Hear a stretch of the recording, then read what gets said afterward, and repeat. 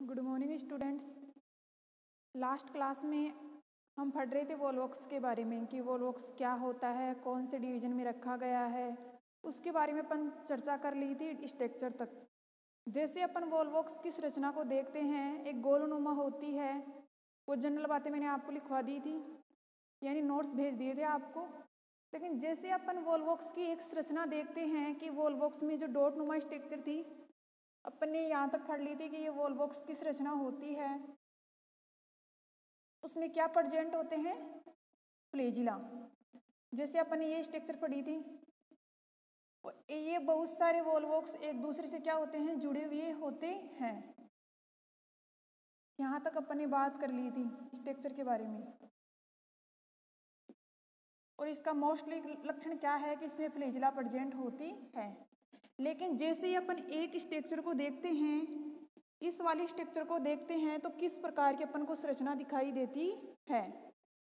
यानी अपन को एक को देखना है कि अगर एक वॉल्वॉक्स की संरचना को अपन देखते हैं तो किस प्रकार की संरचना अपन को दिखाई देती है। तो जैसे इसको देखते हैं तो इसमें क्या प्रेजेंट होते हैं? दो फ्लैजिला प्रेजेंट होते हैं। बीच में क्या होता है? न्यूक्लियस होता है, ये फ्लैजिला। तो इस प्रकार की ये संरचना दिखाई देती है। यानी ऐसी ये डॉट नुमा स्ट्रक्चर है, ये गोल या बिंदु नुमा संरचना है, वो किस शेप की दिखाई देती है? इस शेप की। यानी ऐसे बड़ी मात्रा में अपन देखते हैं तो युग्लिना होता है, उसके समान ये संरचना दिखाई देती है। ऐसे डॉट डॉट बहुत सारे मिलकर आपस में क्या होते हैं? जुड़े हुए होते हैं, एक कॉलोनी बनाकर रहते हैं गोलनुमा। लेकिन जैसे अपन इसको देखते हैं डीपली से, तो ये डॉट नुमा स्ट्रक्चर होती है, ऐसे दिखती है साइज में युग्लिना के समान। और दो फ्लैजिला प्रेजेंट होती है, न्यूक्लियस प्रेजेंट होता है, जीव द्रव्य प्रेजेंट होता है। यहाँ तक हम लोगों ने चर्चा कर ली थी कि यहाँ तक स्ट्रक्चर के बारे में यहाँ तक बता दिया था। उसके बाद में अगला टॉपिक है आपका जनन। यानी इसमें जनन होता है मोस्टली लैंगिक जनन और अलैंगिक जनन।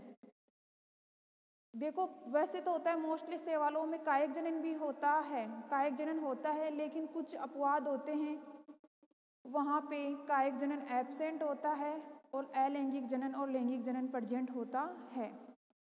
लेकिन वॉल्वॉक्स में अलैंगिक जनन और लैंगिक जनन प्रेजेंट होता है। तो सबसे पहले अपन अलैंगिक जनन को देखते हैं।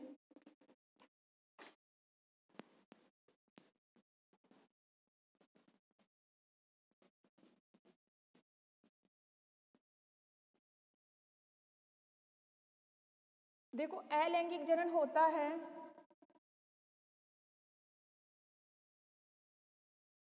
अलैंगिक जनन।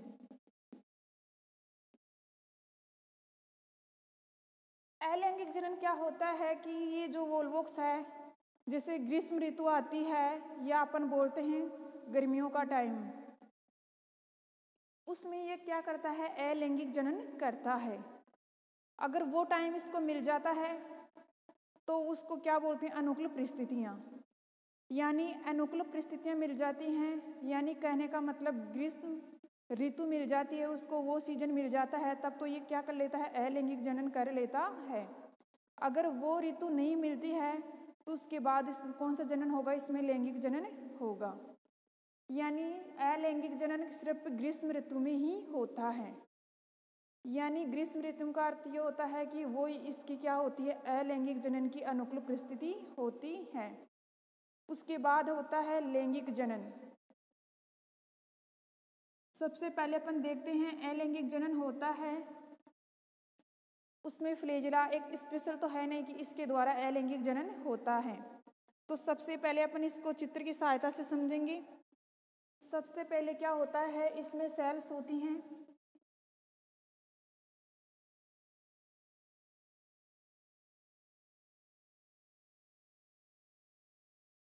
जैसे इसमें डिवीजन होगा तो ये गोनिडियम सेल्स होती हैं। इसको क्या बोलते हैं? गोनिडियम सेल, गोनिडियम कोशिका।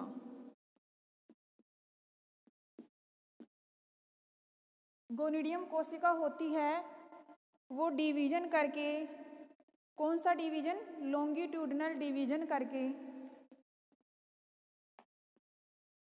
लॉन्गिट्यूडनल डिवीजन करके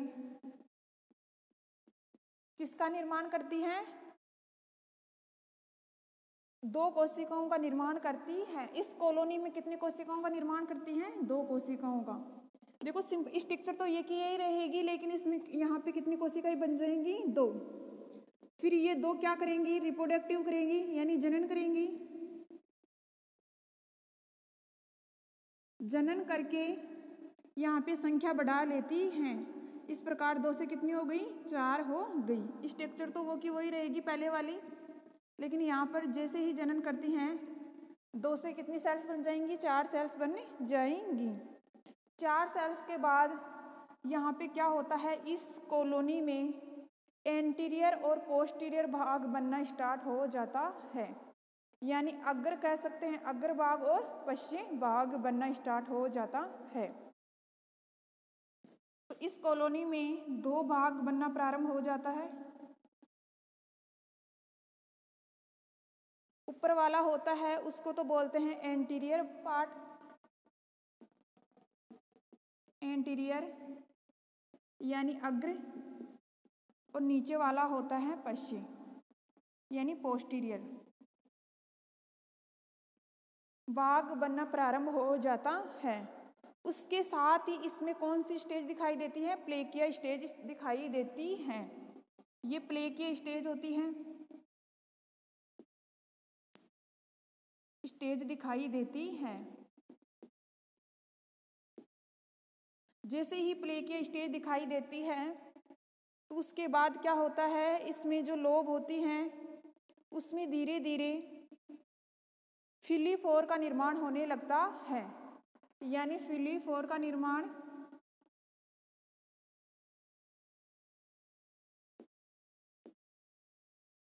उसके बाद ये क्या करता है? इन्वर्जन कॉलोनी बनाता है, यानी इस शेप में ये कॉलोनी बनाता है, इन्वर्जन कॉलोनी बनाता है। उसमें कॉलोनी में क्या होते हैं? बहुत सारी सेल्स हो जाती हैं डिवीजन करके, और एक लास्ट स्टेज में ये क्या होता है कि एक न्यू कॉलोनी बना लेता है। अब यहाँ पे ये शेप होती है तो इसमें क्या बन जाता है? एक न्यू कॉलोनी। न्यू कॉलोनी बन गई तो ये लास्ट में क्या होती है? न्यू कॉलोनी बाहर निकल जाती है और इस शेप की बना लेती है डॉटर सेल्स।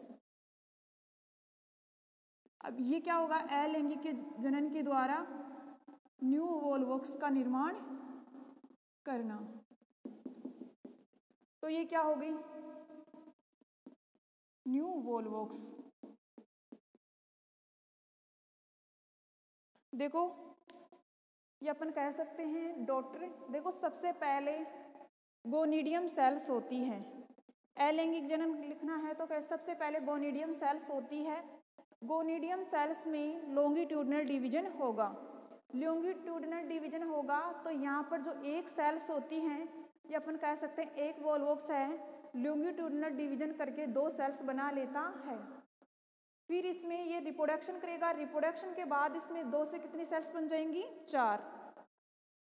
4 बनने के बाद इसमें इस कॉलोनी में दो पार्ट होते हैं, एक तो होता है अग्र पार्ट, एक होता है पश्चिम पार्ट। अग्र पार्ट को बोलते हैं एंटीरियर और पश्चिम पार्ट को बोलते हैं पोस्टीरियर। यानी कोई भी चीज होती है, अपन कोई भी चित्र होता है तो उसके दो पार्ट होते हैं, अग्रभाग और पश्चिम भाग। इसी प्रकार इस कॉलोनी में भी दो भाग होते हैं, अग्रभाग और पश्चिम भाग। ऊपर वाला हो गया अग्रभाग, नीचे वाला हो गया पश्चिम भाग। अब देखो यहाँ पे एक टर्म आया है प्लेकिया स्टेज। ये सिर्फ किस में मिलता है? वोल्वोक्स में मिलता है।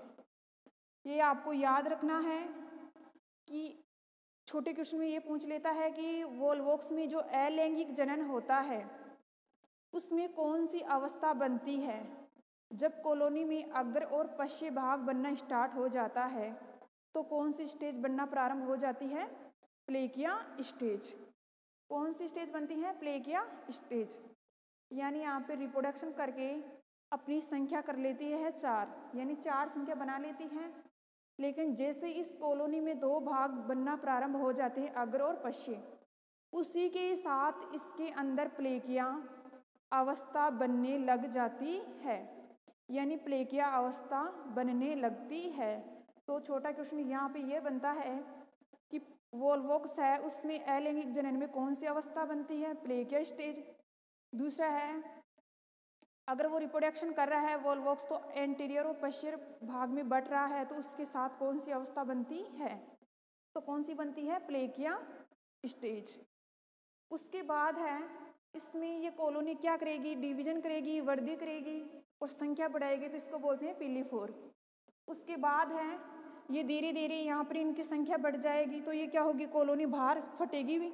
तो जैसे ये फटती है तो यहाँ पे क्या होती है? संख्या है वो बाहर निकलती है और यहाँ पे एक पूरी तरह से गोलनुमा शेप हो जाती है। अब कोई भी संख्या होती है, अगर वो अंदर की मात्रा में ज़्यादा बन रही है तो उसको बाहर निकलना जरूरी होता है। तो जैसे ये शेप, जैसे ये फट के बाहर निकलता है कॉलोनी से, तो ऐसी शेप हो जाती है, यानी वो ये गोलनुमा शेप है बाहर निकल जाती है। तो डॉटर सेल्स अपन कह सकते हैं, या वोल्वोक्स कॉलोनी का निर्माण कर लेती है। ये अपन ये जुड़े हुए होते हैं, तो अपन बोल सकते हैं इसको वोल्वोक्स सिनोविया, ये अपन कह सकते हैं न्यू वोल्वोक्स। तो यह हो गया अलैंगिक जनन। सेकंड है लैंगिक जनन।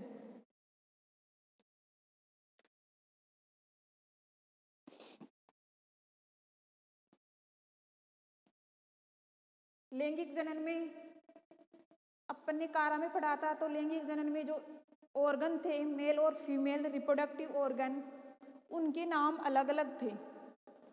उनके नाम क्या थे? अलग अलग थे।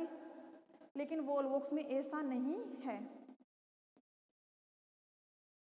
वोल्वोक्स में ऐसा नहीं है। जैसे अपन कारा में पढ़ रहे थे, तो उसमें जो मेल रिप्रोडक्टिव ऑर्गन है और फीमेल रिप्रोडक्टिव ऑर्गन है, तो उसको अपन अलग अलग नाम दे रहे थे। इसके फीमेल रिप्रोडक्टिव ऑर्गन को बोलते हैं न्यूक्लियर और मेल रिप्रोडक्टिव ऑर्गन को बोलते हैं ग्लोबुलर। लेकिन यहाँ पे ऐसा नहीं है। वोल्वोक्स में वही होती हैं सेम बातें, जैसे स्त्रीधानी और पुधानी, स्त्रीधानी और पुधानी। लेकिन वहाँ पर भी ये टर्म थे, स्त्रीधानी और पुधानी। लेकिन अपन ने स्त्रीधानी और पुधानी को वहाँ पे नाम क्या दिया है? स्पेशल नाम रखा गया है। किसमें? कारा में। तो वहाँ पे अपन बोल सकते हैं स्त्रीधानी और पुधानी। लेकिन उसमें क्वेश्चन ये बनता है कि कारा में स्पेशल ऑर्गन होते हैं, यानी उन जो मेल और फीमेल रिप्रोडक्टिव ऑर्गन होते हैं उसको क्या बोलते हैं? तो क्या बोलते हैं? तो आपका आंसर आना चाहिए कि न्यूक्लियर और ग्लोबुलर। और वैसे नॉर्मल पूछे कि पुधानी और स्त्रीधानी बनती है, वो वोल्वोक्स सभी में बनती हैं। लेकिन जो ऑर्गन होते हैं उनका नाम स्पेशल है कारा में, जबकि वोल्वोक्स में ऐसा नहीं है। वोल्वोक्स में जो नॉर्मल होते हैं वही प्रोसेस होती है। नर जननांग होता है उसको तो बोलते हैं पुधानी, और मादा जननांग होता है उसको बोलते हैं स्त्रीधानी, यानी अंडधानी। या एंथ्रिडियम और उगोनियम। पुधानी को क्या बोलते हैं इंग्लिश में? एंथ्रिडियम। लैंगिक जनन है उसको बोलते हैं एंथ्रिडियम, उगोनियम। उगोनियम को बोलते हैं अंडदानी और एंथ्रिडियम को बोलते हैं पुधानी। पुधानी और अंडधानी। देखो लास्ट वाला टर्म क्या है? धानी। कहने का मतलब यह है कि पुधानी का अर्थ क्या होता है? पुंकेसर। और अपन कह सकते हैं एंथ्रिडियम यानी एंथर। एंथर भी हिंदी, ये इंग्लिश का टर्म है, और पू क्या है? हिंदी का। जैसे अपन 12th पास करके आए हो तो उसमें यहाँ पे एक फैमिली का नाम होगा कि एंथर होते हैं, उसको बोलते हैं पुंकेसर। क्या बोलते हैं? पुंकेसर। तो ये पू है वहां से लिया गया है पुंकेसर से, यानी एक थैलेनुमा संरचना होती है उसको बोलते हैं धानी, और उस धानी में बहुत सारे क्या होते हैं? पुंकेसर होते हैं। और पुंकेसर क्या होते हैं? मेल रिप्रोडक्टिव ऑर्गन का ही क्या होता है? पार्ट होता है। यानी अपन जो मेल रिप्रोडक्टिव ऑर्गन होता है उसको बोलते हैं एंथ्रीडियम, पूधानी, पुंकेसर। ये क्या है? ये बहुत सारे प्रेजेंट होते हैं किसके अंदर? धानी के अंदर। इसी प्रकार अंडधानी, धानी है, इसमें बहुत सारे क्या प्रेजेंट होते हैं? अंडे प्रेजेंट होते हैं। तो ये दोनों क्या होंगे? जैसे ही पूधानी से एंथ्रियोजोइड्स निकलेंगे और अंडधानी से क्या निकलेगा? एग निकलेगा, और दोनों क्या होंगे? सलियन होंगे, निषेचन करेंगे, और निषेचन के पश्चात क्या बनाएंगे? न्यू जनरेशन बनाएंगे। यानी फिर किसका निर्माण हो जाएगा? वोल्वॉक्स का निर्माण हो जाएगा। तो सबसे पहले अपन इसको चित्र की सहायता समझते हैं। सबसे पहले एंथ्रीडियम की शेप होती है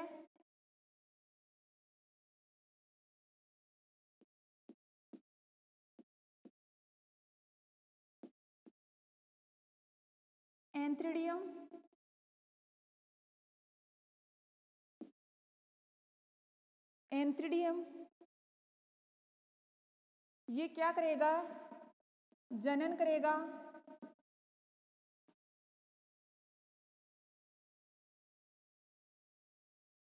यानी इसमें सेल डिवीजन करके अपनी संख्या बढ़ाएगा।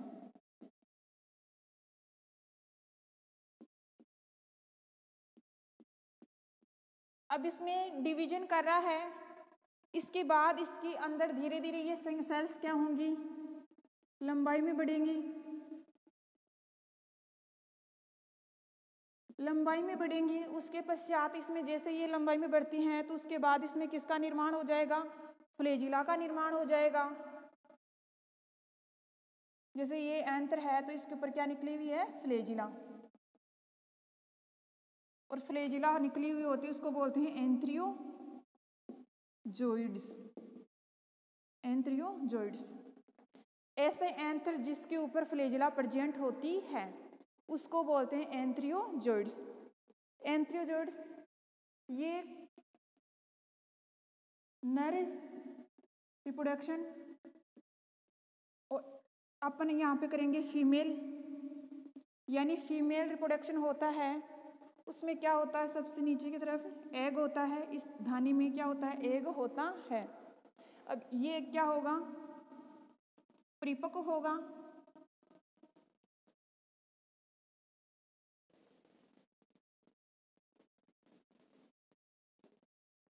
या उगोनियम,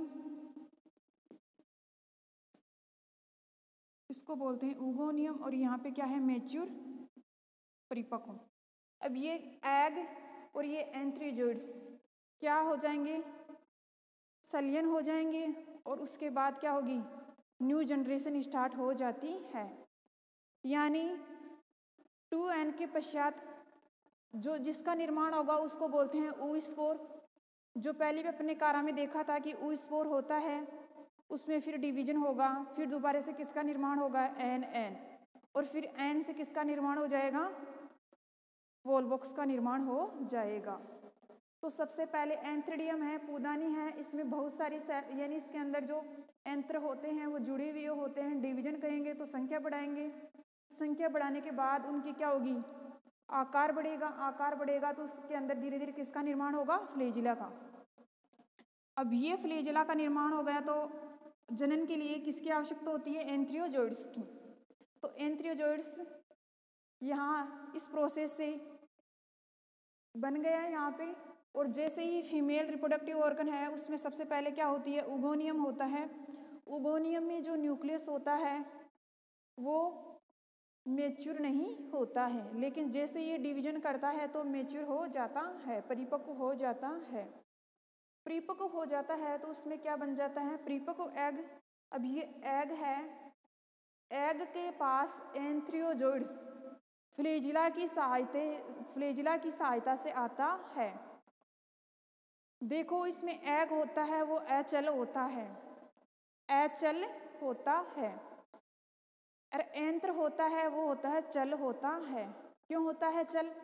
क्योंकि इसमें फ्लैजिला प्रेजेंट होती है, जिसकी वजह से वो मूवमेंट करता हुआ एग के पास आकर जुड़ जाता है। जैसे ही एग से सलियन हो जाता है, इस एंथर के अंदर न्यूक्लियस और इसका न्यूक्लियस क्या हो जाता है, जुड़ जाता है। इसका न्यूक्लियस और इसका न्यूक्लियस जुड़ जाता है तो इसको बोलते हैं सिनगेमी बोलते हैं।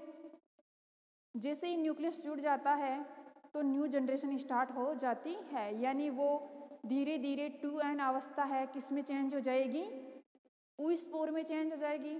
oospore धीरे धीरे क्या होगा, अंकुरित होगा, उसके बाद किस में चेंज हो जाएगा, n, यानी n का मतलब होता है न्यू पीढ़ी का निर्माण होना, यानी दोबारा से अगुणित यानी वोल्वोक्स से प्राप्त होना। यानी अगुणित का अर्थ यह होता है कि वो उससे बनेगा मेल प्लांट या फीमेल वोल्वोक्स। मेल वोल्वोक्स बन सकता है या फीमेल वोल्वोक्स बन सकता है और दोनों को ये अपन नाम देते हैं एन एन। फिर वही कंडीशन लागू हो जाती है कि फिर दोनों मेल और फीमेल एन एन फिर दोबारा से क्या हो जाएंगे, सलियन हो जाएंगे, किसका निर्माण कर लेंगे, 2n का। फिर 2n से किसका निर्माण हो जाएगा, दोबारा से वही एन का। तो ये प्रोसेस क्या होती है, चलती रहती है। तो ये आपका वोल्वोक्स है वो कंप्लीट हो गया, लेकिन इसमें जो लाइफ साइकिल होती है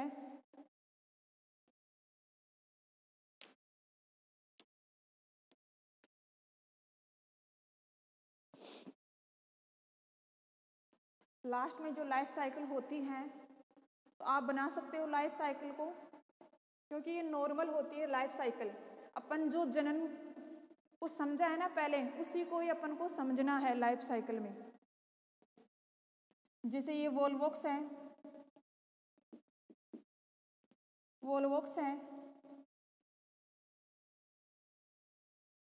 सबसे पहले इसमें अलैंगिक जनन की बात करते हैं तो गोनिडियम था, गोनिडियम था। फिर गोनिडियम से किसका निर्माण हुआ, प्लेकिया स्टेज का। किसका निर्माण हुआ, प्लेकिया अवस्था का निर्माण हुआ।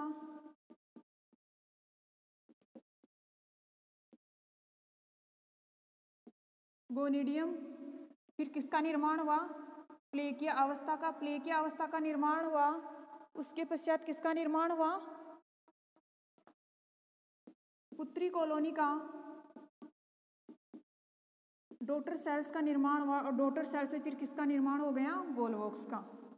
इसी प्रकार यहाँ पे अपन लेंगे, ये तो कौन सा हो गया, अलैंगिक जनन, और यहाँ पे बनता है एंथ्रिडियम और ये बनता है उगोनियम।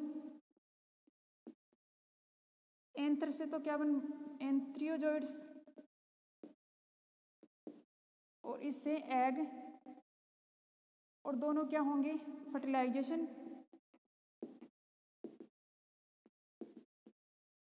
दोनों का क्या होगा, फर्टिलाइजेशन होगा, और फर्टिलाइजेशन होगा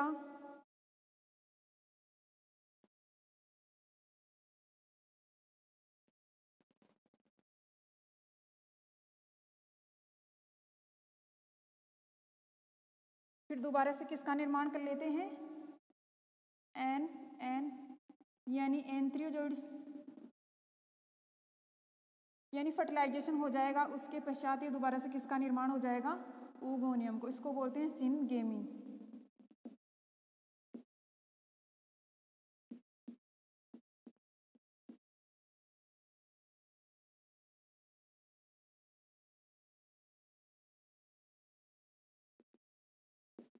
जैसे अपन ने पहले देखा था कारा का, उसी प्रकार इसमें भी उसी स्टेज से क्या होता है, लाइफ साइकिल बनती है। तो यहाँ पे देखो एंथ्रिडियम से तो उगोनियम बन गया, एंथ्रियोजोइड्स एक दोनों में क्या होगा, मियोसिस यानी फर्टिलाइजेशन हो गया। फर्टिलाइजेशन के बाद इसमें डिवीजन होगा, सिनगेमी होगा, फिर सिनगेमी से किसका निर्माण होगा, oospore का। ठीक है, और अपन नेक्स्ट क्लास में पढ़ेंगे।